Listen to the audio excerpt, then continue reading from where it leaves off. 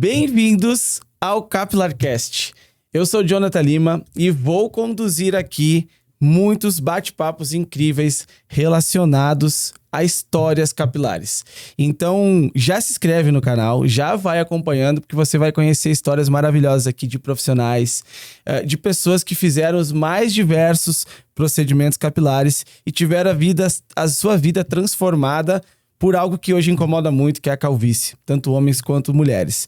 Então, eu não vou fazer muita delonga aqui. Eu vou agradecer e pedir para vocês também acompanharem que no nosso monitor, na nossa TV, vai aparecer apoiadores que estão fazendo esse podcast acontecer. Então, desde já vou agradecer a todos. E, então, para a gente começar, né, como eu falei, sem mais delongas, eu tenho hoje aqui uma convidada incrível, né, que é a doutora Sheila Matos. A doutora vem de Porto Seguro, na Bahia. Ela é dermatologista, tricologista e especialista em transplante capilar. Então, eu vou passar a palavra para a nossa convidada desde já, a doutora Sheila.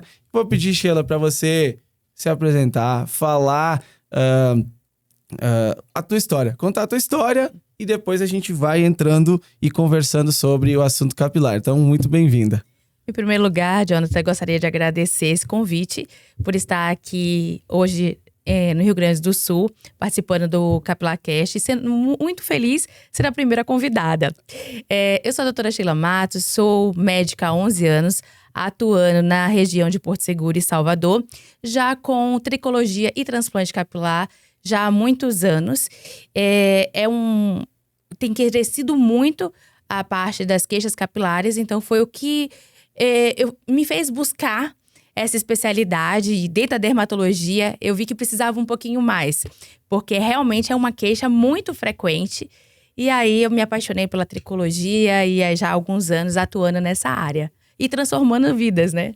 Ah, bacana. E é justamente isso. É o primeiro episódio e eu tenho uma honra incrível de poder saber que você veio de tão longe. Claro, depois a gente vai comentar o porquê que a doutora Sheila também está aqui no Sul. Mas o que eu ia te perguntar, doutora? Além de tudo isso, né, de você encontrar e ver esse universo, tem alguma... como é que eu posso te perguntar? Tem algo em específico que te trouxe para isso? Ou não também? Ou daqui a pouco você viu como empresária também, porque você também é empresária, tem clínica, enfim. Esse universo como um mercado? Ou também existe esse propósito, né? Porque existe também o propósito hoje de saber que as pessoas sofrem com isso. Você que ajuda a solucionar esses problemas. Tem também algum propósito por trás disso também ou não? Na verdade, são diversas doenças capilares. E dentro da dermatologia, atuando na dermatologia, eu tive contato com uma criança de 3 anos que ela tinha uma alopecia areata universal. O cabelo dela caiu todo, sobrancelha, e aquilo mexeu muito comigo. Então, a partir daí eu falei, não, eu preciso dar um pouquinho mais, porque quando essa paciente chegou para mim, ela já tinha procurado vários profissionais, vários dermatologistas, já tinha feito vários tratamentos sem muito resultado. E comigo também não foi muito diferente no início. E eu falei, a partir daí eu tenho que estudar mais, eu tenho que fazer uma especialidade nessa área. Eu tenho que saber um pouquinho mais. E foi quando eu comecei a buscar, e aí eu fui para Ribeirão Preto, fazer o primeiro curso de tricologia e depois eu fui fazer a especialização em São Paulo, tanto de tricologia, e aí já entrei no transplante capilar também. E aí eu me apaixonei, eu me encontrei nessa área e hoje atendo ainda na parte da dermatologia, mas hoje 80% dos meus pacientes são capilares.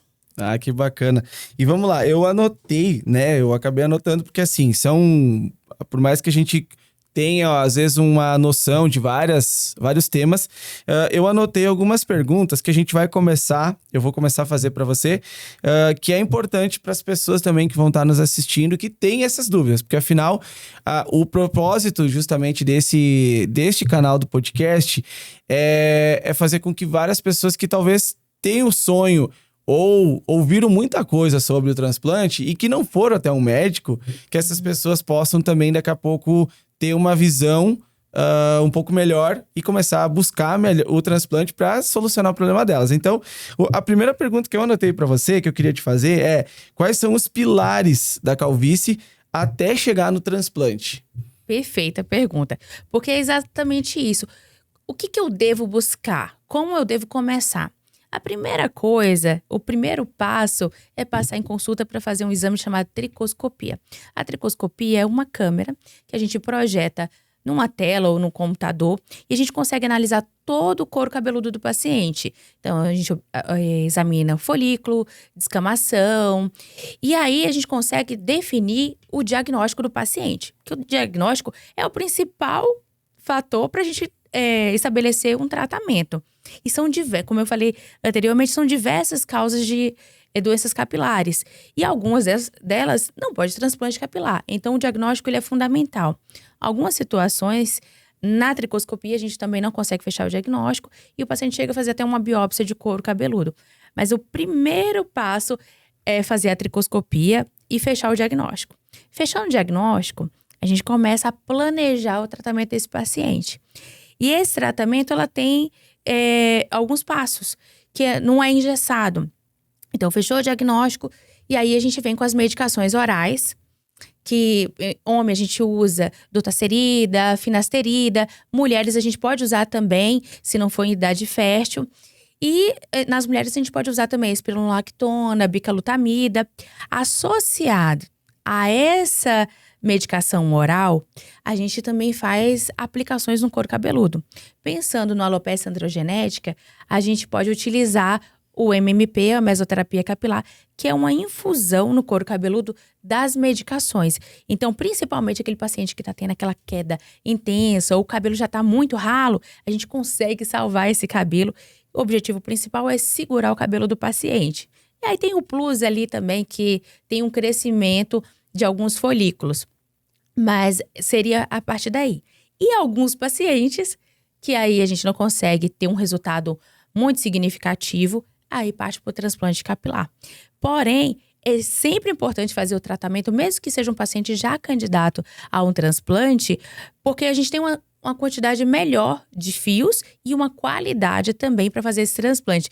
E a gente acaba se surpreendendo em determinados casos. Quem fez tratamento falou, poxa, na hora do tratamento a gente conseguiu aí uma quantidade de unidades foliculares muito melhor do que foi planejado antes, justamente porque o paciente já vinha fazendo tratamento. Ah, legal. Então, na verdade, hoje existe uma questão também na qual, se a pessoa buscar esse tratamento, muitas vezes o próprio tratamento traz uma melhora muito boa. Então, às vezes, o transplante ele é uma sequência desse tratamento, mesmo que a pessoa te procure e quer transplante. Uhum. Às vezes, com o tratamento, você consegue ter um resultado muito bom e melhorar, recuperar também para ter mais opções para o transplante ficar ainda melhor, né? Então, a parte do tratamento é interessante, né? Exatamente. Muitos pacientes nem precisam de transplante capilar. Na cabeça deles, quando eles procuram, já é caso de transplante. Só que quando a gente faz a tricoscopia, a gente observa que tem muitos fios miniaturizados, muitos fios pequenininhos, só que a gente consegue recuperar esses fios. E aí passa a ter uma densidade melhor e aí não precisa fazer o transplante. Mulheres, a gente tem aí uma capacidade muito boa também de recuperar esses fios e não precisar de um transplante. Ah, perfeito. Nossa, pra gente ver que tem muito assunto. Olha só, eu fiz só uma pergunta das que eu anotei, tem várias. E já é um tema muito interessante, é bastante coisas que é importante as pessoas poderem tirar essas dúvidas e poder nos ouvir agora. Mas aí vamos para a segunda, que é os mitos ou verdades sobre o boné. Essa é uma pergunta aí que muitas pessoas me fizeram e pediram assim, ó, primeiro médico que for aí, você faz essa pergunta, que é o quê? Esse aí é o mito, né? As pessoas têm aquela questão, eu tô perdendo cabelo, mas eu sei, eu usei boné a vida inteira. Ou não só do boné, mas outra questão também que fez muito procedimento. Uhum. Fiz muita mecha, muita coloração. Então, isso é um mito ou verdade do boné? Falando do boné. É um mito ou verdade que quem usa muito boné vai ter ou calvície ou vai cair o cabelo? Na verdade, essa pergunta, ela realmente é muito frequente, né? E os pacientes acreditam realmente que foi por causa disso. Mas, na verdade, a alopecia androgenética. Andro-hormônio genético da sua genética. Então, quem tem a predisposição para calvície, para alopecia androgenética, usando boné ou não, esse cabelo vai cair e vai afinar com o passar do tempo. O que acontece com o uso do boné são duas coisas. Uma, que Quando a gente abafa a região, e quem tem dermatite seborreica, que é aquela caspa, a descamaçãozinha do couro cabeludo, você abafando, você dá mais condições de proliferar, descamar mais. E com essa descamação, você inflama o folículo e aí pode cair devido à descamação. Mas não diretamente por causa do uso do boné. Outra situação, quanto mais oleosidade no couro cabeludo, mais a gente tem a produção de DHT, que é o hormônio que manda afinar o fio. Então, não é o uso do boné, é a predisposição genética que faz o cabelo cair. Então, como eu falo, né? Não tem nada a ver o uso do boné. Então, as pessoas... É mito. Então, não é uma verdade, é um mito porque não tem nada a ver com o uso, né, do boné. Mas é bom as pessoas que... usam muito boné, às vezes já escondendo um pouquinho aquela baixa densidade que ela viu, ela procurar já um médico, porque daqui a pouco, como você falou antes, você comentou antes que o tratamento muitas vezes ajuda. Então, às vezes as pessoas estão usando o boné para esconder e elas poderiam procurar um tratamento e o boné ser só um acessório, né? Tratar e recuperar o cabelo. Porque às vezes elas têm os folículos ali que podem ser recuperados, mas muito bacana. E assim, uma pergunta que eu acho que agora ela vai entrar na questão de quem já fez o transplante, tá? Que é o seguinte, a pessoa que fez o transplante com você, ou enfim, fez um transplante capilar, após o transplante, acho que é uma dúvida mundial essa, é necessário, precisa continuar fazendo o tratamento depois? E existe um tempo que precisa ser feito já por ordem médica, ou é interessante a pessoa continuar fazendo tratamento pro resto da vida, digamos assim? Quando a gente pensa, essa pergunta também é muito importante. Porque muita gente já vai para o transplante capilar pensando, eu não quero fazer tratamento, eu não quero usar medicações, então eu vou fazer um transplante que eu vou estar livre. Não é bem assim. Aí a gente volta para o pilar do nome. Alopecia androgenética. Se é genética, a gente não consegue modificar a sua genética. Então, o tratamento, ele é para a vida toda. Você não vai ficar livre do tratamento porque fez um transplante. O cabelo transplantado, ele não cai, porque ele vem de uma área onde não tem a carga genética da afinidade pelo hormônio, que é a área doadora. Isso pensando na alopecia masculina. Então, esse cabelo transplantado, ele não vai cair. Mas os outros cabelos que o paciente tinha, esse cai. Então, por isso que precisa continuar o tratamento. E eu sempre falo, é uma doença progressiva. E é para a vida toda, realmente. O resultado de um transplante capilar, para a gente ver realmente como ficou o transplante, é com 1 ano. Mas não é a partir daí que você parou de fazer o tratamento. Só que a gente vai ter um espaço de tempo maior entre aplicações, as medicações a gente pode modificar também, mudar a dose. Mas o tratamento realmente é para a vida toda, para a gente ter resultados bons. Ótimo, perfeito. E é uma dúvida também que as pessoas têm muito, né? Que é justamente isso, as pessoas pensam que fez o transplante, não precisa mais fazer, mas é muito interessante. Eu vou fazer outra pergunta justamente pra gente ir dando sequência, porque cada vez que você fala algo aqui, vai vindo ideias e vai vindo outras perguntas que eu vou fazer, mas eu vou seguir uma ordem pra a gente conseguir ir fazendo, tá? Em relação a isso, a gente tá falando de transplante capilar, a gente tá falando aí de quem vem buscar o tratamento, de se precisa fazer tratamento depois. Mas tem uma pergunta aqui que ela é muito interessante, que é um procedimento que a gente conhece, né? Que é a parte da nanopigmentação capilar. E muitos médicos estão hoje gostando de resultados muito bem feitos da nanopigmentação, porque eles contribuem para um resultado quando necessário. Então a pergunta é, em quais casos você indicaria a nanopigmentação, né? Já que eu sei que você acaba achando interessante, então quais casos você indicaria a nanopigmentação para um paciente seu fazer? Então, a nanopigmentação, ela começou na minha vida devido às queixas dos pacientes. Os pacientes sempre perguntavam, doutora, não tem um pouquinho a mais?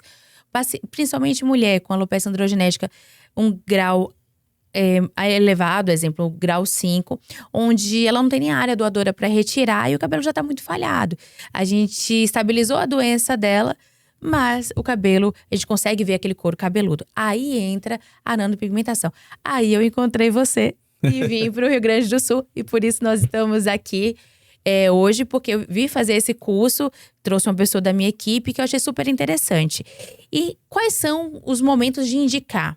Existem várias doenças capilares. Algumas delas são cicatriciais e outras não cicatriciais. Então, é nesse momento que a gente entra com a nanopigmentação. Então, paciente que já fez transplante capilar, não tinha uma área doadora muito boa e ele ainda fica sem aquela densidade que ele queria, a nano entra aí também para ter o chamado visagismo do couro cabeludo do paciente melhor. Então, ele olha o cabelo, vê cabelo, só que consegue cobrir um pouquinho aquele couro cabeludo. Outro caso, que são das mulheres que estão com a calvície já muito avançada e não tem como fazer transplante capilar. Então, a gente consegue fazer a nano para dar uma disfarçada, melhor qualidade de vida do paciente, o conforto, porque realmente a gente sabe que muda a vida dos pacientes. E o cabelo, ele é a moldura do rosto. Então, quando se vê o couro cabeludo do paciente, gera um desconforto. As pessoas perguntam muito, então a nano vem para complementar, ela não substitui transplante capilar, ela não substitui tratamento, ela vem como um complemento nos tratamentos. Agora, quando não fazer, que isso sempre é o mais importante. Existem doenças cicatriciais, como lúpus de couro cabeludo, líquen plano-pilar, alopecia fibrosante frontal, que aí a gente não pode. Porque durante o tratamento que essa paciente vai ter para a vida toda, a gente tem que fazer tricoscopia, analisando processos inflamatórios, analisando esse couro cabeludo para definir tratamento. Se aumenta a dose, se baixa a dose, se muda o medicamento. Então, se eu tenho ali a nano cobrindo esse couro cabeludo, eu não consigo ter um diagnóstico preciso e saber em que momento está o estágio daquele paciente. Então, aí é totalmente contraindicado. Até porque, fazendo o tratamento, fazendo a nano nesse couro cabeludo, que é uma doença que o tempo todo o seu corpo está atacando o folículo, quando a gente faz a nano, você ataca mais, você estimula essa doença a piorar.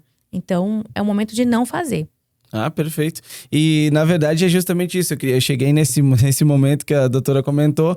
Por que ela está aqui? Porque ela veio, sim, fazer esse curso de nanopigmentação comigo. Na verdade, ela veio, trouxe uma pessoa da equipe dela, né, para fazer. E isso está sendo muito legal, porque o que acontece? É uma grande honra para os profissionais que trabalham com a nano. Não só eu falo de todos, porque a gente sabe que tem vários médicos que estão tendo esse olhar. E esse olhar não é pro médico, não é pro profissional que trabalha com a nano, é pro paciente dele. Sabendo que chegou num resultado muito legal, mas aquele detalhe de a pessoa baixar a cabeça, dar aquela olhadinha, enxergar um pouco da pele ainda, e a nano traz aquele complemento leve, suave, natural, sem mais, já ajuda muito. Então é um trabalho bem legal.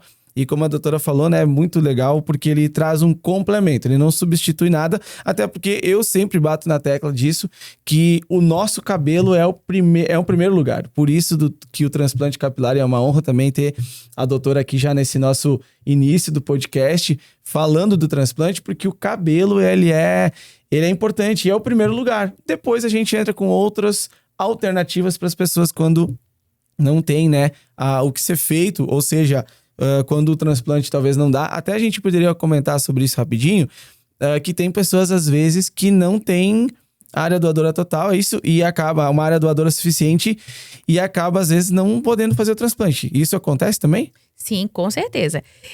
Por isso a importância dessa avaliação. Os pacientes normalmente hoje procuram quando já tem um grau de calvície muito avançada.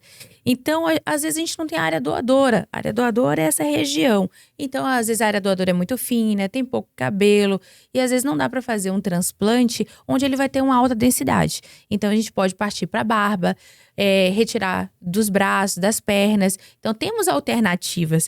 Só que também tem pacientes hoje que fizeram depilação a laser que também a gente não tem de onde tirar. E aí, o transplante fica realmente inviável. Ah, perfeito. São assuntos bem, bem interessantes, justamente isso. Quase todo mundo pensa que vou esperar, né? Eu acabo ouvindo muito isso. Às vezes, eu sou novo, daí a pessoa começou com um padrão, com aquele padrão masculino, digamos, falando de homem, lá a coroa, começou as leves entradas, e às vezes as pessoas também pensam que vou esperar mais pra frente né? Vou esperar avançar mais. E às vezes não, acho que é interessante a pessoa buscar quando começou a ver a avaliação, porque daqui a pouco tem um tratamento, já dá para começar a tratar, recuperar os folículos que ela tem e não deixar chegar no estágio tão avançado, que você comentou. Que daqui a pouco a pessoa acha que, bom, vou fazer uma vez só, mas às vezes a área doadora não é suficiente. Daqui a pouco se depilou, não tem, e daqui a pouco não tem o que você fazer e vai dizer, não posso fazer teu transplante. Então, eu só estava complementando porque eu acho que é bem pertinente isso, que a pessoa tem que buscar o quanto antes, né, uma avaliação, uma consulta médica para entender e tentar já começar a solucionar antes de deixar avançar demais, né? Mas eu vou... Quer complementar? Pode? Sim, exatamente. Isso aí é importantíssimo. Quando procurar o tratamento, qual idade? Tem uma idade mínima? Não, na verdade não tem uma idade mínima. Na verdade, justamente, era a próxima pergunta. Então vai lá. Então vamos lá, é porque como é uma pergunta muito frequente, não é que existe uma idade mínima. Só que a gente começa a observar ali a mudança da textura do paciente, do cabelo do paciente, ali pelos 20, 21 anos. Quando o paciente procura, ele procura depois dos 30. E aí ele fala, doutora, eu acho que começou há uns 2 a 3 anos atrás, quando meu cabelo começou a cair. Não é quando o cabelo começa a cair, é quando o cabelo começa a afinar. Então, ele começa primeiro a sofrer o chamado miniaturização dos fios, que é uma diminuição no diâmetro. E a pessoa ainda não começou a perceber essa queda. Então, ela procura quando ela tem queda. E ela fala assim, olha, eu até vi que estava começando uma entradazinha. Agora, se você tem seu pai, que é calvo, tem o grau de calvície dele é pequeno, mas se ele tem algum grau de calvície, você tem uma possibilidade muito grande de ter a calvície também. Porque o homem, para ele ter a calvície, ele tem ou o gene da mãe ou do pai. De qualquer lado, ele tem a possibilidade muito grande de ser calvo também. Então, se ele tem essa predisposição, o ideal é ele começar ali cedinho. Se não apresentou nem nada até os 20 anos, procura. Faz a tricoscopia, porque às vezes ali no iniciozinho, a gente iniciando o tratamento, às vezes nem precisa fazer mesoterapia capilar ou MMP, só as medicações orais a gente já consegue manter aquele cabelo. E ele vai tratando a vida toda e é um paciente que não vai chegar ao transplante capilar. Agora, se é um paciente que procura a gente quando ele já tem uma entrada, quando ele já perdeu folículos, é realmente um paciente que tem uma forte chance de fazer o transplante. Então, quanto antes, tempo é cabelo. Quanto antes o paciente começar o tratamento, melhor para ele, né? Então, quando a gente fala de alopecia androgenética, o que acontece na verdade? Quem tem alopecia androgenética, no caso do padrão masculino, ele tem nessa região receptores chamados 5-alfa-redutase que tem uma afinidade pela testosterona. Então, independente se sua testosterona está alta ou baixa, ele vai puxar essa testosterona para essa 5-alfa-redutase, essa afinidade, e transformar em outro hormônio, que é o DHT. O DHT, dehidrotestosterona, que manda afinar o fio. Então, por isso, às vezes, o paciente não vê o cabelo caindo. O fio vai afinando, sofrendo a miniaturização, e às vezes ele cai tão pequenininho que ele não vê caindo. Aí, quando ele acorda e fala, olha, eu tô com essas entradas que eu não estava antes. Então, né, nesse momento que ele procura. E, na verdade, comecei a perceber meu cabelo ficando mais ralo, ficando mais fino, mesmo não tendo queda, já é o momento de iniciar um tratamento. Ótimo. E outra coisa que agora me veio na cabeça é isso. Na verdade, são duas perguntas que eu queria te fazer, que são coisas que vão vindo agora, justamente conforme a gente vai conversando. A primeira é que existe algo chamado uma situação que acontece chamada eflúvio telógeno, né? Isso. Tem muita gente que acho que confunde um pouco o eflúvio telógeno com a questão, às vezes, da calvície. Porque você comentou, na verdade, a androgenética, ela é basicamente a questão do afinamento. Né? Afinamento e perda folicular. Perca folicular. Mas existe, assim, a questão, tipo, da pessoa... Quando a pessoa põe a mão na cabeça e ela vê muito cabelo, isso não quer dizer que ela tem uma calvície, né? Isso pode ser que ela tenha alguma outra disfunção acontecendo, como, acho que o eflúvio telógeno, é isso, né?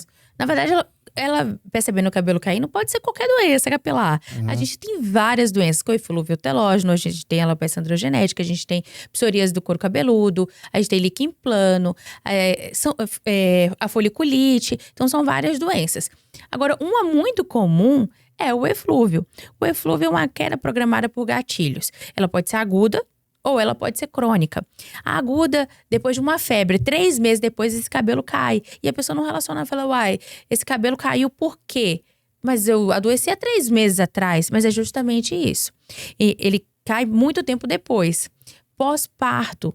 Pós-parto é a principal queixa das mulheres, porque durante a gestação ela tem um aumento hormonal muito grande, tem a progesterona que aumenta muito, e quando o neném nasce, esse hormônio começa a baixar.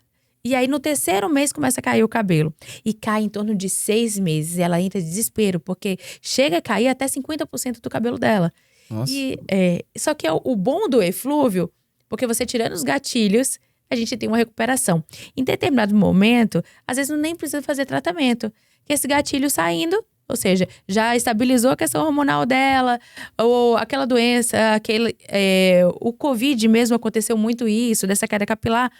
Estabilizando, ele para a queda sozinho. Quando a gente tem um eflúvio crônico, que é essa queda que sempre está acontecendo, aí vale sim a pena tratar, porque a densidade muda muito e incomoda o paciente. A cada 3 meses, mais ou menos, ela está tendo queda. Pode ser por medicação, pode ser por estresse. Então, não necessariamente a pessoa vai ter uma calvície, ela vai ter uma alopecia androgenética. Isso é da genética dela, é programação genética. Mas até quem tem a alopecia androgenética pode ter um quadro de eflúvio em algum momento. Passou por um estresse, o cabelo caiu mais. Entendi. E então, por isso que é importante, no meu ponto de vista também, é importante a pessoa, tanto homem quanto mulher, que percebe que tá tendo uma queda. Porque hoje se fala que existe dentro da naturalidade uma queda de fios natural do dia a dia, né? Mas é importante também as pessoas entenderem que sim, se elas estiverem caindo muito cabelo, aquela coisa das mulheres que tira aquela escova com muito cabelo, está um pouco apavorada, tem a possibilidade, e eu acho que é muito interessante ela procurar uma avaliação, né? Para entender, como você falou, daqui a pouco ela não tá prestando atenção que a vida dela, ou algumas coisas que ela passou ali atrás, pode estar ligada a isso, né? E ela fica totalmente apavorada. Então, acho que é bem... de uma ressalva muito grande as pessoas terem essa questão de cuidar. Se tá caindo muito cabelo, também não deixa, né? Tenta entender o que aconteceu, procura um médico para fazer uma avaliação, para entender o que tá acontecendo, para daqui a pouco... Pode ser uma questão um pouco mais complexa, se ela também não vir a tratar ali, pode piorar, né? Então... Exatamente. O cabelo, ele cai em torno de 100 a 150 fios por dia. E a gente não vai contar quantos fios estão caindo, mas a gente sabe quando ele é diferente. Aquele fio que tá caindo ali na hora do banho, é um cabelo normal da queda. Agora, aquele cabelo que você tá vendo pelo chão, você levanta, tá ali o cabelo no travesseiro, você passa a mão toda hora, esse cabelo tá soltando, é algum sinal. A queda capilar, eu sempre falo que ela não é exatamente a doença. Ela é um sinal que alguma coisa está acontecendo e precisa ser tratada. Então, esse diagnóstico precoce pode mudar o curso da doença. Porque se a gente tem um eflúvio, tudo bem, mesmo não fazendo nada, esse cabelo pode voltar. Mas se eu tenho uma alopecia cicatricial, que é o medo de todo mundo, aí tudo muda. Porque o cabelo que cai, ele não volta, ele faz uma cicatriz. Então tu vê como tem diferença. Então, resumindo, eu comento que as pessoas têm que cuidar do cabelo e ter essa visão. Se tem algo acontecendo, tá caindo demais, tá um pouco preocupada, não sai fazendo qualquer coisa. Procura uma orientação médica, procura uma orientação do profissional para fazer algo certo, para evitar e também cuidar dessa questão, né? Então é bem importante. Tem outra coisa, deixa eu só... Eu tenho outra pergunta que antes eu tava falando ali, e na verdade, esse é um tema bem interessante que eu acho que as pessoas também têm muita dúvida, tem muito o que questionar. Você comentou antes ali atrás sobre a questão da androgenética, né? As perguntas que chegam muito pra gente o pai é calvo, o filho vai ser calvo. Mas o meu pai é calvo. Eu mesmo já conheci pessoas que o pai era calvo e aí tem dois filhos. Um filho era calvo, igual o pai, e o outro cabeludo. Aí o filho fica, mas o meu irmão é cheio de cabelo, como eu não tenho? Então, tu poderia daqui a pouco explicar pra gente, pra todo mundo, um pouco disso? Realmente vai acontecer? Por que às vezes não acontece? A questão da mulher... Tem como, exemplo, o filho ser calvo porque a mãe era? Então as pessoas têm essa dúvida. Pode explicar pra gente isso? Na verdade, assim, isso acontece muito. De um ser calvo e outro não. Ou tem dois irmãos que têm a calvície e outro não. O homem, para ele ter a calvície, ele tem uma predisposição genética. E esse gene vem de qualquer lado. Ou do pai, ou da mãe, ou do avô. Para a mulher ter a calvície, a gente analisa a mãe. Na verdade, na consulta, eu já pergunto direcionado. Como é o cabelo da sua mãe para a mulher? Ela fala, o cabelo da minha mãe é bem ralinho. E meu pai não é calvo. Eu nem pergunto ali do pai. Porque o da mulher, a alopecia androgenética da mulher tá ligada ao gene da mãe. E o do homem, de qualquer lado. Por isso que a gente tem aí uma porcentagem, mais ou menos 60% dos homens tem a predisposição para calvície. E das mulheres a gente tem aí em torno de 40%. Agora, quando a gente já tem uma predisposição, essa análise deve ser cada vez mais precoce. Da mulher, principalmente, porque o homem ele ainda tem uma área doadora legal, que é essa região que não tem ação hormonal para retirar. E a mulher, o couro cabeludo todo dela é afetado. Então, pode sim fazer um transplante capilar, só que a gente vai ter um maior número de fios afetados, um maior número de fios miniaturizados, finos, que tirar de uma área e colocar em outra, você vai descobrir uma área para colocar na outra. Não vai dar densidade, porque o transplante capilar, ele não é uma multiplicação dos fios. Ele é uma redistribuição dos fios. Então, se você tira de uma área que já está falha e coloca em outra, você continua com pouca densidade. Agora, no caso dos homens, eu tiro de uma região que está boa, cheia, a gente tira a cada 3, tira um folículo, e coloco em outro local, eu ainda consigo ter uma densidade nessa região. Porque eu tenho essa área doadora mais cheia de qualidade. Então, fica um resultado legal. Fica um resultado bom. E aí, da mulher, o quanto antes ela começar o tratamento e evitar. Então, ela sabe que a mãe dela tem alopecia androgenética. Ela tem ali, por volta dos 17, 18 anos, já deve passar por uma avaliação. Lembrando que, em qualquer momento da vida, o quadro pode abrir. Ela pode ter uma calvície aos 13 anos, como ela pode abrir o quadro dela aos 60 anos. Olha só, então, vamos lá. Prestando muita atenção para a questão das mulheres. É muito importante perceber que se a mãe ela tem aquele quadro de androgenética, é muito interessante hoje orientar as pessoas, vamos falar de mulheres agora, Isso. que as filhas... Não vamos se preocupar com o homem, né? O homem, mas a questão das filhas, para androgenética feminina, padrão feminino. As filhas é muito importante desde cedo, como você comentou. Talvez não precise tratar, mas daqui a pouco, desde cedo, ir fazendo acompanhamento. Pelo menos a cada 1 ano, fazer a tricoscopia desse couro cabeludo. E no momento que abrir o quadro, porque às vezes ela ainda não viu queda, não viu afinamento, mas na tricoscopia a gente já consegue observar esse aumento da miniaturização. Fez ano passado, não tinha nada, fez esse ano, já tem um pouquinho, começa a tratar. Então, não vai iniciar uma medicação sem necessidade para o paciente, como prevenção. A gente vai iniciar no momento que abrir o quadro.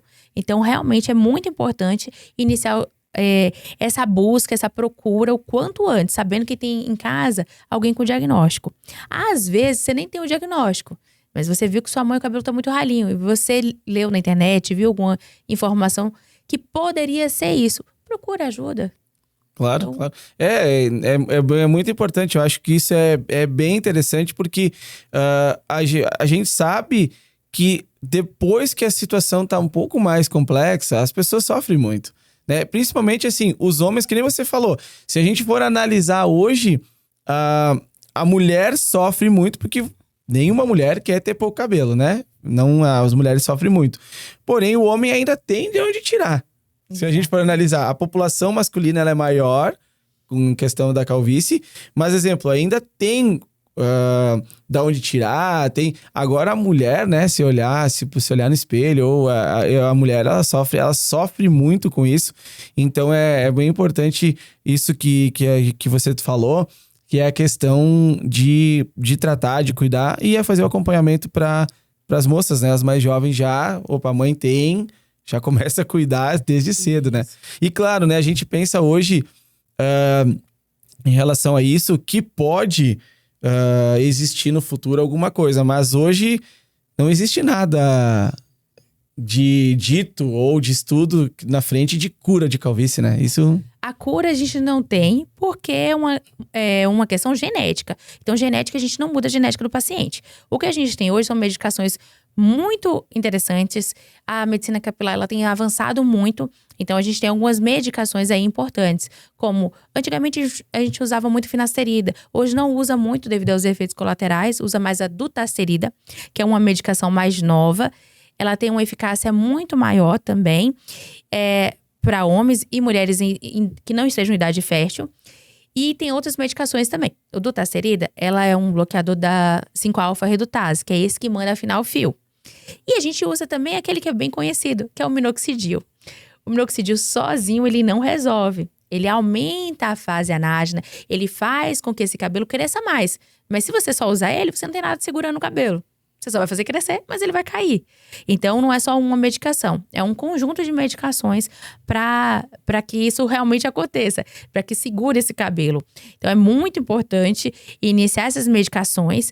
E a medicina tem avançado muito. Tem muitos estudos aí para chegar nos próximos anos de melhor tomada dessas medicações. Tem uma proposta de um adesivo, tem de injeção, mas ainda nada muito concreto. Mas nos próximos anos, acredito que teremos algo que vai facilitar o tratamento do paciente, não de cura. Porque, como eu falei, cura não tem como mudar a genética do paciente. Tá, agora aí, ó, vamos lá. Os homens de plantão que estiverem, que vão assistir isso agora, que é a dúvida, acho, mundial também. A gente fala mundial porque... Já sei até qual vai ser a pergunta. Já sabe qual que vai ser a pergunta, né? Então, essa dúvida mundial que os homens têm, tá? Qual que são dessas... Você até comentou em medicações, mas agora eu vou te fazer essa pergunta. E acho que todos os homens vão perguntar junto comigo isso. Qual das medicações hoje que é usada que causam a questão da impotência sexual para os homens? Qual dessas medicações é aquela que os caras têm medo? Então, o finasterida, que é o que a gente utilizava antigamente, ele tinha uma possibilidade de causar de 8 a 10% de algum transtorno na disfunção sexual. E aí, fazia com que o paciente parasse o tratamento, né? E muita gente que iniciou o tratamento há alguns anos atrás abandonou e não quis saber mais por causa disso. Hoje a gente tem a dutasterida. A dutasterida, ela tem uma possibilidade muito menor, que é em torno aí de 0,8%. Então, é muito pequena. E aí, você poderia perguntar assim, e se acontecer aquele azarado, acontecer com ele nessa porcentagem tão pequena?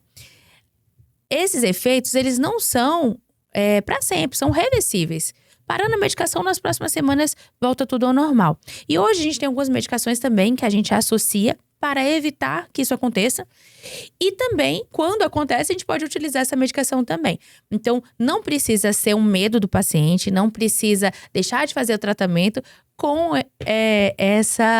por causa desse medo. E é uma coisa que os homens comentam muito entre eles. Então, já ficam com medo. E a primeira pergunta que eles fazem no consultório é essa. Doutor, olha, meu amigo falou que o primo do tio do amigo dele aconteceu isso. E aí? Eu tô com medo de usar, prefiro ficar careca. Meu amigo mandou pedir, né? Mandou perguntar, meu primo. Mas assim, não precisa ter medo de fazer o tratamento. Hoje a gente tem vários recursos. E mesmo assim, se a pessoa parar, volta tudo ao normal nas próximas semanas também. Certo. E você comentou antes ali, então aí, ó, tá respondido, né? Não tenham medo, procurem que é fazendo a coisa certa. O que não dá pra fazer é comprar essas medicações sem a prescrição médica, sem o médico fazer essa avaliação, né? Porque isso, infelizmente, acontece. A gente sabe que muita gente compra, meu amigo tá usando minoxidil, funcionou. Só que, ou tá usando finasterida, funcionou. Só que às vezes as pessoas compram aleatoriamente e acabam usando algo sem uma prescrição, sem uma orientação, e aí depois tem riscos grandes, né? Mas falando sobre isso também, eu queria só te fazer uma pergunta e queria que você respondesse, que também acho que as pessoas têm uma dúvida muito grande. Você comentou antes ali da diferença da questão da finasterida pro minoxidil. As pessoas fazem muito isso. Usa minoxidil. Daí tem gente que relata muitos bons resultados. Só que o pessoal relata que parou de usar, logo depois, parece que perdeu tudo. É muito pelo fato de que você comentou antes ali, né? Que na verdade ele estimula, mas ele não tem o efeito que é bloquear a 5-alfa-redutase, né? Na verdade, o que acontece? O minoxidil ele é um vasodilatador. Sendo vasodilatador, ele cria novos vasinhos para nutrir esse fio. Então, ele vai trazendo a nutrição e vai aumentando a fasenagem, que é a fase do crescimento do cabelo. Só que se eu não tenho nada segurando, bloqueando a ação da dehidrotestosterona, desse hormônio que manda afinar o cabelo, esse cabelo vai cair, ele vai continuar avançando. Ele vai estar crescendo, mas ele vai continuar avançando. E aí, isso que você falou é verdade. Parou o tratamento, o cabelo cai. Porque todos os dias, o hormônio da testosterona está tendo afinidade na 5-alfa-redutase e transformando em DHT, mandando afinar esse fio. Todo dia isso acontece, então todo dia a gente tem que bloquear essa ação. Pegando um gancho, o minoxidil tem outra questão que os pacientes sempre perguntam. Começaram a fazer o tratamento do minoxidil, que aí você ainda falou assim, alguns deram muito certo, outros não. Os que não deram certo com o minoxidil, primeiro porque usou só o minoxidil, e só ele não vai resolver. E a segunda questão que no início, entre o primeiro e o terceiro mês, ele faz o chamado efeito shedding. O efeito shedding, ele é importantíssimo. O cabelo que ele considera que não é de qualidade, ou aquele cabelo que ele já considera que vai cair, ele derruba. E aí, pra vir um fio novo. E aí a pessoa começa a fazer o tratamento. Aí bate um desespero. Comecei a fazer um tratamento capilar, meu cabelo caiu mais, eu vou parar. Então ele não chega nem nos 3 meses, ele já parou. Então se ele não passou em consulta, se ele não sabe do efeito shedding, se ele não sabe que isso vai acontecer, ele vai abandonar o tratamento. Então, é prescrição médica, tratamento capilar não é uma coisa boba. Até porque essas medicações, como o minoxidil, ela é uma medicação de pressão. Em outra dosagem. E por ser um vasodilatador, ele pode levar a palpitação, ela pode levar a um ataque cardíaco. Então, depende do paciente, nunca é receita de bolo. Para cada paciente, a gente faz um tratamento específico, de acordo com aquela queda capilar e de acordo com as condições médicas dele. Paciente que é cardíaco, eu encaminho, divido responsabilidades para cardiologista. Liberou? Não, agora não. Entendeu? Então, o uso do minoxidil, ele é maravilhoso. Não sozinho e no momento certo também. Então, por isso que é muito importante com que todo mundo tenha consciência que a utilização de medicação, ela não é uma brincadeira. Exato. Né? Não é brincadeira, não é porque tem lugares, às vezes, que as pessoas encontram que... Não, se tu tem algo, procura e aí tu vai usar aquilo que é... Né? Tu tem aquele acompanhamento, né? Tu vai acabar tendo aquele acompanhamento correto para fazer isso. E o que eu queria te perguntar, na verdade, agora... Acho que a gente foi falando de vários temas, assim, e acho que as perguntas principais que as pessoas fazem são essas, né? Mas agora eu queria te fazer uma pergunta relacionada ao pouco do processo, dentro do que pode ser falado, claro, de como é feito a parte da questão do transplante. Né? As pessoas têm também aquela questão assim, tem que... Nossa, é 10 horas, 12 horas. Já ouvi falar gente que ficou 15 horas. Exemplo, os cuidados que tem que ter depois, né? Interessante a gente... tem gente que... ouviu que o meu amigo ficou dormindo 10 dias sentado. Essas coisas, elas são padrão, realmente, é algo normal para todo mundo. Ou vai de paciente para paciente? Tem gente que tem uma recuperação mais melhor, um pouco menos. Tem gente que tem mais. Se tu puder contar pra gente um pouco desse processo, porque as pessoas têm muito isso também, né? Tem gente que tem medo. Pessoas já me relataram. Primeiro, eu tenho medo de fazer o transplante, não sei se eu vou fazer porque tem que ficar usando medicação. Você já respondeu que tem as medicações corretas que não vão trazer problema para a pessoa e vão ajudá-las. E a questão de pessoas falando, não quero passar pelo processo porque tem que dormir sentado, porque tem que... Isso tudo é meio que padrão ou não? Como é que funciona? Pode contar para nós e até falando um pouco do teu trabalho, né? De como você trabalha. Eu vou falar em relação ao nosso protocolo, né, de transplante capilar. E a primeira coisa é a gente planejar como vai ser esse transplante. O transplante vai depender do grau de calvície do paciente. Então, a gente tem do grau 1 ao grau 7. Isso pensando na calvície masculina, né? Grau 7 é aquela calvície total, aquela que a gente consegue ver o couro cabeludo do paciente todo. Então, normalmente a gente opera uma área. Então, um paciente que tem grau 7, a gente vai fazer primeiro a parte frontal dele. E aí, uma cirurgia dessa dura em torno mais ou menos de 10 a 12 horas. É uma cirurgia extensa, porém uma cirurgia muito tranquila também. Minimamente invasiva. A gente faz bloqueio local. anestesia, tanto que o paciente fica… Embora a gente entregue uma medicação para ele, que ele dorme, acorda, ele fica consciente, a gente conversa com ele durante a cirurgia, ele levanta, vai ao banheiro. Então, é uma cirurgia extensa, porém mais tranquila, com menos riscos. Toda cirurgia ela tem risco, mas é uma cirurgia muito tranquila de ser feita. E aí, em torno de 10 a 12 horas, porque tem a fase da extração, que a gente vai tirar os folículos da área doadora, que dura ali em torno de 4 horas. Tem a fase de separação dos folículos, tem a fase da incisão, onde a gente vai furar para colocar depois o folículo, e depois a fase da implantação. Isso tudo é orquestrado em torno de 10 a 12 horas. E o ideal é que a cirurgia dure só até aí mesmo, até 12 horas. Esse acompanhamento depois, ele é como se fosse um padrão, mas é o protocolo de cada médico. Mas é mais ou menos parecido. Tem que dormir os próximos 3 a 5 dias com um travesseirinho, aquele de aeroporto, de avião, porque não pode encostar a área doadora a área receptora, onde recebeu os folículos, no travesseiro. Então, ele dorme ali meio que sentado mesmo. Então, mas, é incômodo? Realmente, nesses primeiros dias é incômodo. Mas quando o cabelo começa a crescer, o paciente nem lembra mais disso. É tão pouco tempo para ele ter cabelo, então ele vai passar esse incômodo em torno de 10 dias.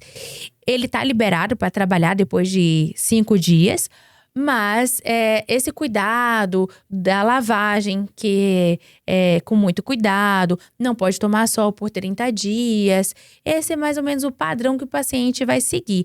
Mas a vida dele segue normal. Os 3 primeiros dias é que ele não pode baixar a cabeça. Porque como o bloqueio da anestesia local, esse anestésico pode descer, que é o que mais acontece.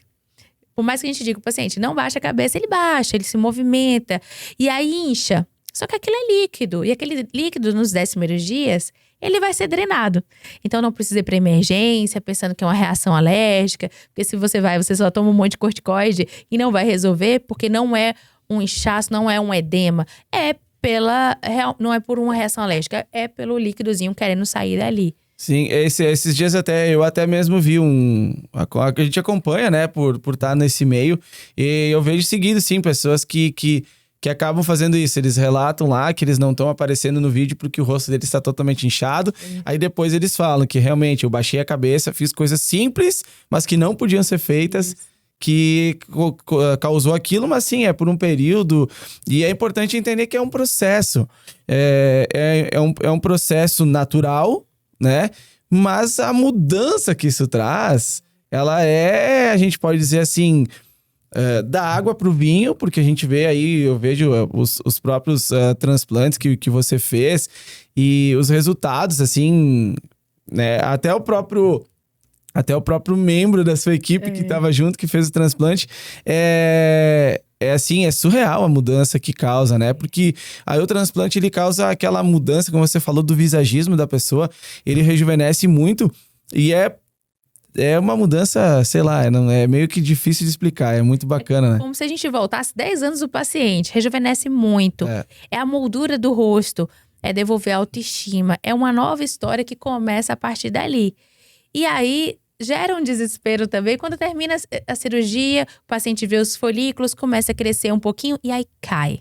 Esse cabelo cai, é igual o do bebezinho, quando nasce, o cabelo não cai, é desse jeito. Então, com 1 mês e meio a 3 meses, o cabelo cai pra vir o cabelo que realmente vai ser o cabelo dele posteriormente. E por mais que ele saiba, por mais que ele tenha essa informação, entra em desespero. E aí começam as mensagens: doutora, será que deu errado comigo? Será que meu cabelo vai nascer? E nasce depois. E depois, o resultado final é com 1 ano. Então, a gente vai acompanhando, inicialmente nos 6 primeiros meses, todos os meses, depois a cada 2 meses do paciente, até 1 ano, que a gente considera alta do transplante. Não a alta do tratamento, mas a alta do transplante, que a gente olha e fala: olha, agora já atingiu o que a gente queria em relação à densidade. Alguns pacientes precisam fazer uma nova abordagem, porque tinha um grau de calvície muito grande. Isso a gente planeja muito antes, né? Eu gosto de trabalhar muito a expectativa do paciente. E aí ele fala, pode fazer uma outra cirurgia em torno de 8 meses a 1 ano. Eu gosto de fazer só depois de 1 ano. Que aí já cicatrizou totalmente, a gente já tem uma área doadora boa. E aí a gente já pode fazer outra cirurgia. Essa era uma pergunta que eu ia te comentar.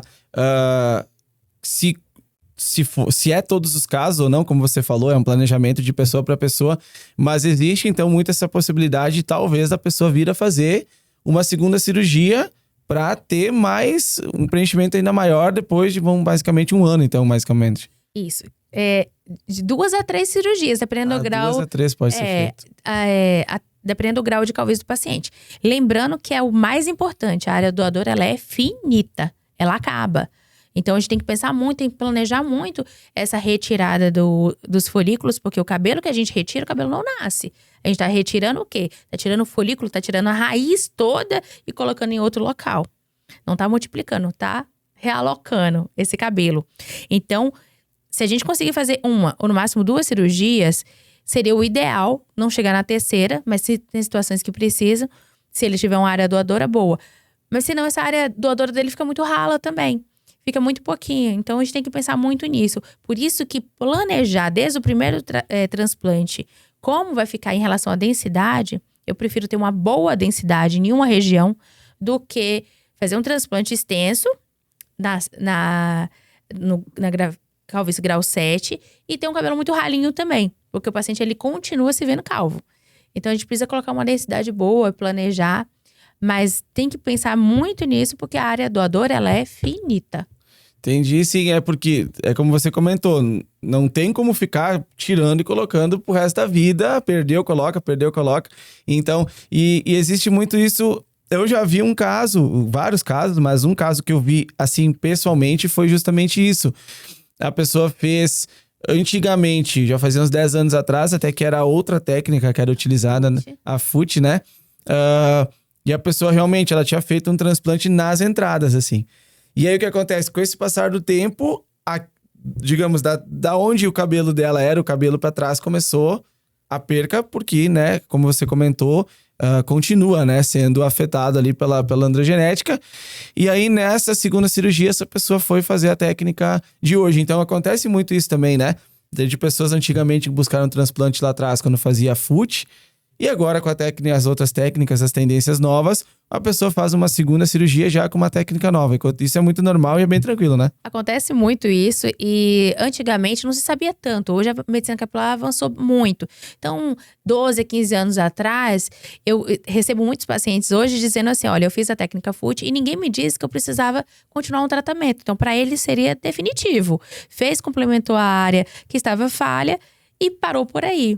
Então, esse caso que você comentou, eu tenho um caso recente desse, do paciente que ele fez só nas entradas, caiu e ele ficou usando boné, porque ele ficou com a área toda calva, ele tinha calvície grau 7, e só nas entradas dele ele tinha cabelo. E aí agora, a gente tratou o cabelinho dele antes, né, e vai fazer o transplante dele com a técnica FUI, que é unidade folicular, para complementar esse cabelo, e aí ele já sabe que ele vai precisar fazer o tratamento para a vida toda. Ele já está em tratamento, na verdade. Porque a FUT, se for assim, enfim, você vai poder responder. Mas como era retirada, assim, digamos, quase de uma linha, né? Que vinha de fora a fora.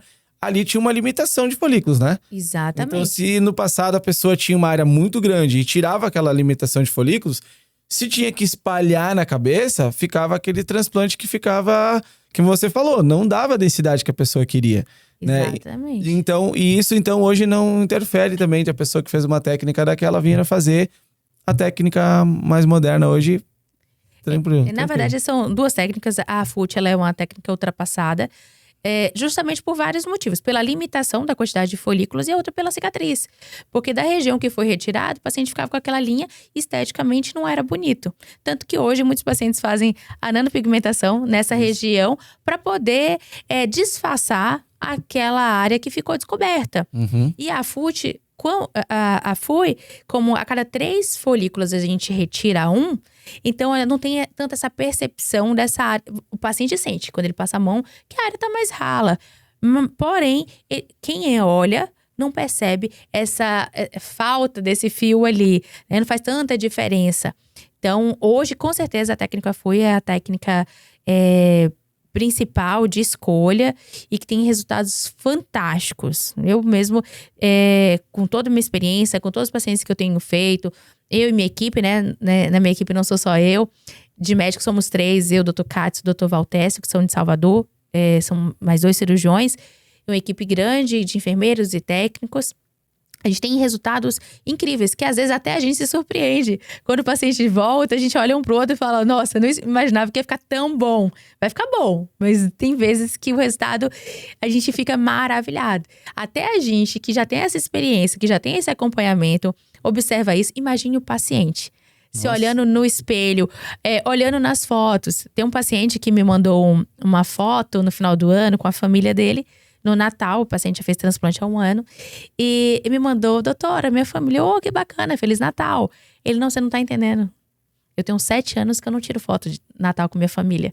Então você não tem noção o quanto que transformou a minha vida. Na hora que eu li, até me emocionei. Porque às vezes a gente não tem essa noção do impacto que a gente causa na vida do outro. E muda muito. Sim. Então, uma foto que ele não tinha há 7 anos, com a família, e ele ali com todo mundo, realmente vale muito a pena. Quem pensa em fazer. E eu falo assim, não é porque todo mundo tem que fazer. Não é porque você é calvo que você tem que fazer.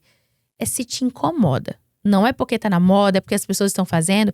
Se te incomoda, vale muito a pena fazer. Se não te incomoda, segue sua vida. É isso aí. A pessoa tem que olhar pro contexto da vida dela, né? Exatamente. Porque tem gente que não se incomoda.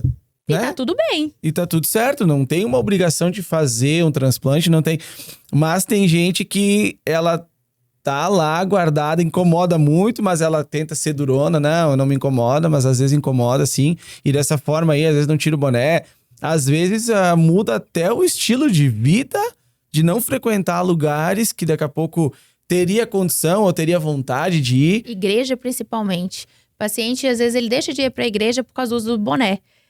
E eu escuto muito isso em consultório. Doutor, minha esposa briga comigo porque eu não estou indo na igreja. Na verdade, é porque eu não quero tirar o boné. E lá eu tenho que tirar. Então, para você ver quanto que impacta na vida dos pacientes essa questão. E muitos mentem para todo mundo. Não, eu não ligo. Aí quando chego no consultório, eu falo, nossa, eu falo para todo mundo, mas eu me incomodo bastante com as piadinhas, porque sempre existem as piadinhas, né? Então, vale muito a pena. Eu aconselho realmente a todo mundo que esteja incomodado, que procure ajuda. Porque hoje tem, e são tratamentos maravilhosos. Como eu falei, às vezes nem precisa do transplante capilar e o paciente está perdendo tempo aí. Então, é exatamente isso. É importante a pessoa não perder, eu acho que é interessante isso. É importante a pessoa não perder tempo de vida ou perder qualidade de vida por conta do cabelo. Se incomoda, procura, porque tem alternativa. Hoje mesmo os próprios transplantes, né? Tem independente dos valores dos investimentos, tem negociações, enfim, tem maneiras da pessoa hoje poder fazer. Não é uma coisa intocável, né? Que uma vez, nossa, o transplante é caríssimo, é só pra gente. Não, hoje em dia tem como a pessoa se organizar, fazer, porque isso vai mudar, né? Às vezes a pessoa vai... Eu, particularmente, também conheço pessoas que não colocavam blazer, não se vestia melhor, não ia num restaurante bom, sendo que a pessoa tinha um bom emprego, uma qualidade de vida, porque ela tinha vergonha, porque ela tava de boné. Então, como é que ela ia se vestir bem, mas de boné? Não ficava... E aí as pessoas ficavam olhando. Então, primeiro, que a pessoa tem que deixar de lado o que os outros pensam, independentemente, mas a pessoa tem que sentir. Se te faz mal, vai atrás, procura, porque como você falou, toca muito, muda muito, e este é o propósito, né? O CapillarCast, ele tem esse propósito. Hoje a gente tá aqui falando com você, trazendo informações, trazendo conteúdos e temas que são pertinentes no dia a dia e conhecendo a sua história como médica, falando como profissional, mas a gente vai ter histórias aqui contando de pessoas que fizeram transplante. É interessante ver o lado deles também. Exatamente. Então, porque essas informações, as conexões com profissionais é legal, mas também vai ser muito legal e a gente vai ter várias pessoas aqui falando também da história delas em relação ao procedimento que ela fez. O que mudou realmente ela contando a história dela. Então, assim, eu queria na verdade, para nós encerrar, antes de tudo, deixar aberto para você falar daqui a pouco aí o nome da sua clínica, você deixar o teu arroba, falar aqui o teu arroba pro pessoal te seguir, te acompanhar, né? Até afinal, estamos no Sul, né? Aqui no Rio Grande do Sul, mas a gente tem certeza que esse podcast ele é pro Brasil todo, e então muitas pessoas próximas a você vão ver. Então, por favor, Fala o arroba do teu Instagram, da tua clínica, fala lá quer passar teu endereço, e aí depois a gente finaliza. Perfeito, eu adorei, foi fantástico, gostaria de agradecer. Bate-papo muito tranquilo, muito gostoso e muito importante, na verdade. Eu atuo na clínica médica Life Clean, em Porto Seguro, e em Salvador também. Meu Instagram é doutora Sheila Matos, clínica, e também tem o Instagram da clínica, Clínica Médica Life Clean. Dentro da Clínica Médica Life Clean, a gente tem a Fill Up, que é a nossa empresa de transplante capilar. E como ele falou também, questão de valores, não existe valor para um sonho, né? É isso aí. Então, antigamente, o transplante ele era muito caro, as pessoas saíam do Brasil para fazer, hoje não tem por que fazer isso. Hoje, dentro do nosso país, a gente tem condições favoráveis para fazer esse transplante. Então, hoje dá para fazer dentro do nosso país e cada vez mais próximo a você, o seu sonho. Então, vale a pena. Segue lá no meu Instagram, pode me mandar mensagem para tirar dúvidas. E para mim foi um prazer estar aqui em Bento Gonçalves hoje, no Rio Grande do Sul. É a primeira vez que eu venho, fiquei encantada. Muito obrigada, Jonathan, foi um prazer te conhecer. E obrigada pelo convite. Agora eu te convido também para ir para Porto Seguro. Esse é um convite bom, né? Esse é um convite bom. Todo mundo adora, né? Porto Seguro, a Bahia, aqui do Sul. Então, eu fico muito feliz e honrado de você tá sendo a nossa primeira gravação. Então, eu fico muito feliz de você ter vindo. Claro, eu sei que vocês vieram para a questão do curso, mas você ter aceitado vir aqui, a gente gravar, ter me dado essa oportunidade e dar essa oportunidade para as pessoas, né? Porque quando eu falo Capillar Cast, não é Jonathan Lima só. O propósito dele é justamente esse, é conectar histórias. Então, gente, eu queria agradecer. Muito obrigado a todos. Assistam, compartilhem, se inscrevam no canal do Capillar Cast no YouTube, o Instagram, TikTok, aí vai ter todas as redes sociais, a gente vai postar tudo. Eu quero agradecer também aqui a Cena 360, né? Porque o Fabrício e a Mônica, que estão aqui nos ajudando muito nos bastidores. E é muito importante, porque eles também fazem isso acontecer, né? Novamente, os nossos apoiadores, todos do Capillar Cast, que a gente já começou com grandes apoiadores, que fazem uma diferença muito grande. Vão fazer esses episódios acontecerem cada vez mais, porque todos nós juntos, né? Vamos conectar histórias. E é o nosso foco aqui, daqui a pouco, receber uma mensagem sua dizendo que, poxa, eu ouvi a doutora lá, me abriu a mente, eu ouvi a pessoa falando e eu quis muito, fui atrás, fiz e mudou minha vida. Então, esse é o propósito. Então, acompanhe porque a gente vai ter próximas gravações e o próximo episódio logo vai sair. E já também vamos estar rolando esse, mas vai ter novas gravações que logo mais também vão sair. Então, muito obrigado a todos.